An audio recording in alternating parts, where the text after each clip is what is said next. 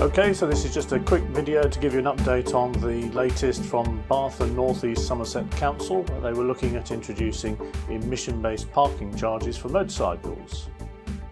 We've got a victory. They've actually decided not to introduce it, or at least not yet. In an announcement made yesterday, they said that they were going to be introducing some amended parking charges from January 2025. Looking into the detail, however, they've said that they are withdrawing the charges for motorcycles.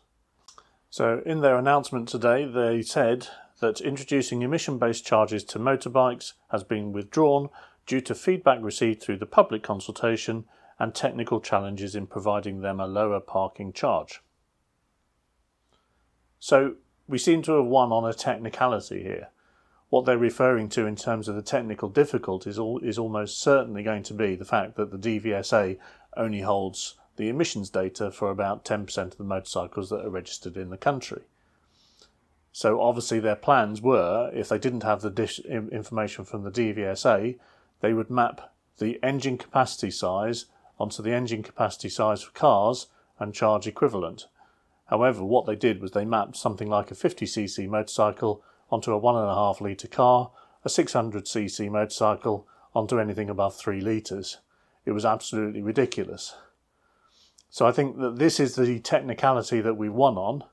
So they said that they're not going to introduce it at this point in time.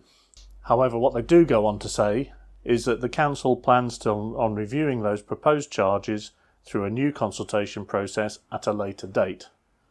So yes, we've got a short-term victory. In the short term, they are not going to be immediately introducing charges for motorcycles, emission-based or any other, but they are planning on doing a further consultation at some point in the future to decide how they go about charging motorcycles. So this is a little bit bittersweet. We've got a victory, but it's a technicality that seems to have won us the victory. Unfortunately, we still need to make the point that motorcycles do actually reduce congestion, reduce emissions, and therefore should be something that they encourage by allowing them to continue to park for free. So we know that they had 4,322 responses to this consultation, but they're focusing on the fact that the majority of people said that they were concerned about air quality and that something needed to be done about it. So we've got the statement from Councillor Rigby once again that while targets and legal levels exist for air pollution, there is no safe limit. So they're sticking to this ideology. They're accepting that there's a technicality why they can't go through with the motorcycle charges at the moment, but they're sticking to the fact that there's no safe limit, and therefore they still believe that their charges are justified for motorcycles. Now, Councillor Rigby did go on to say, we want to reduce congestion, change behaviours and encourage more sustainable ways to travel.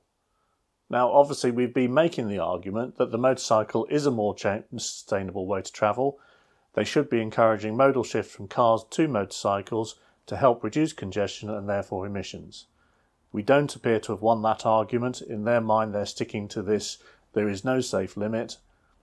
This absolutist ideology of no safe limit is going to be the thing that they come back to, and this is why they are almost certainly going to launch another consultation to look at how they introduce some level of charging for motorcycles.